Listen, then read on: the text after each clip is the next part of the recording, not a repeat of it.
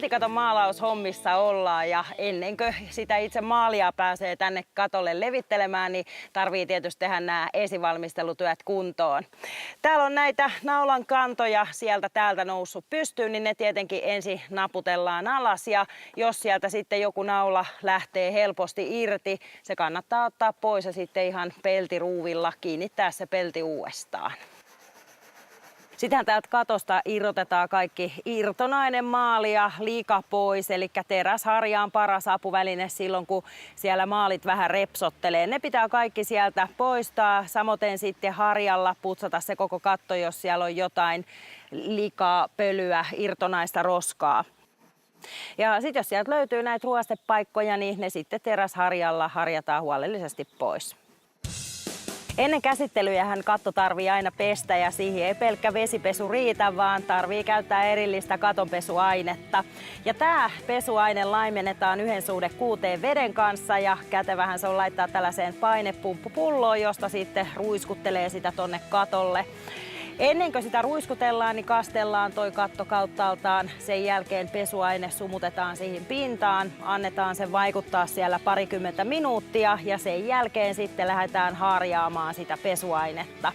Kun se harjaushomma on saatu tehtyä, niin sen jälkeen painepesurilla alhaalta ylöspäin lähdetään pesee sitä kattoa.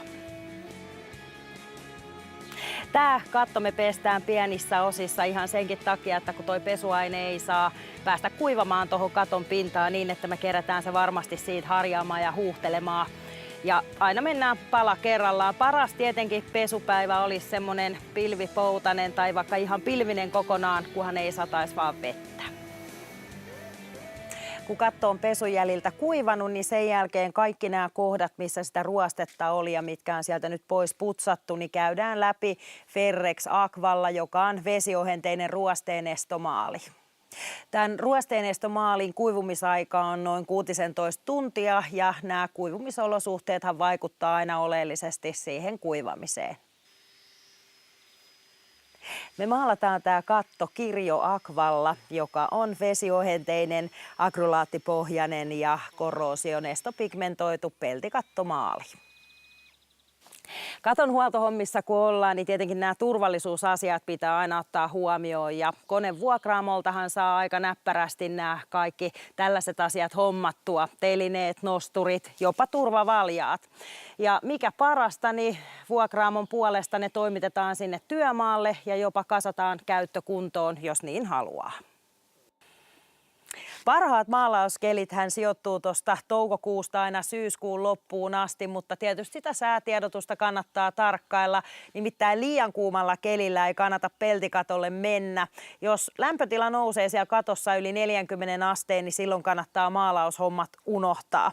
Sitten myöskin, jos siellä on sateen uhkaa ilmassa, niin ei kannata lähteä maalailemaan. Nimittäin jos siihen tuoreeseen maalikalvopintaan sade pääsee laskeutumaan, niin se voi muuttua himmääksi. Ja sitten myöskin liian aikaiseen aamulla tai liian myöhään illalla ei kannata maalata kattoa, nimittäin sinne kun kaste pääsee laskeutumaan, niin se voi aiheuttaa myös sinne läikkiä ja ulkonäkövirheitä.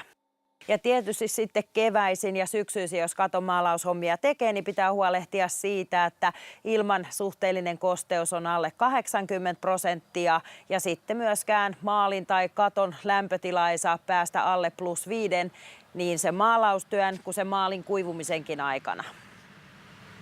Tämän maalinhan voisi levittää tuonne katolle ruiskuttamalla tai sitten siveltimellä, niin kuin me nyt tässä tehdään. Ja tällainen kattosivellin, joka on päästä vähän niin kuin käyrä, sopii hyvin tämmöiseen jyrkän katon maalaamiseen ja mikä parasta, sen saa jatkovarren päähän, jolloin tuollaisesta korinosturistakin työskentely on mukavaa. Ja kun vesiohenteinen maali on kyseessä, niin silloin käytetään tällaista sivellintä, jossa on keinokuituharjas.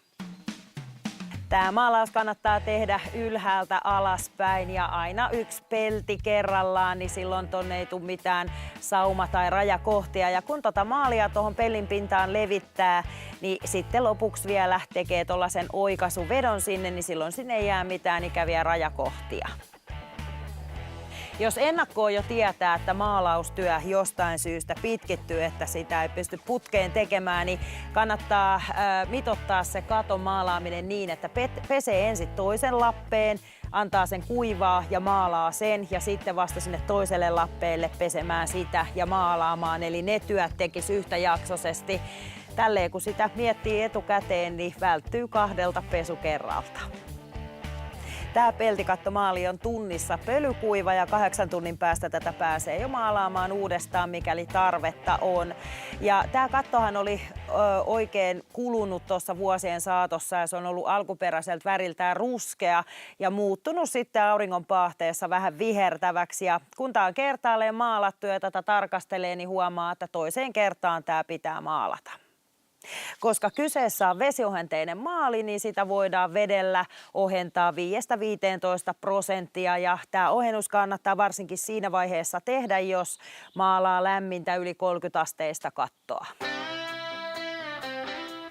Kattohan on aina alttiina lumelle, pakkaselle, jäälle, auringonpaisteelle, eli melkoista säärasitusta sen pitää kestää. Mutta nyt tämäkin katto on huolella maalattu 2 kertaan ja se on pitkäikäinen ja kaiken lisäksi aika hyvän näköinen.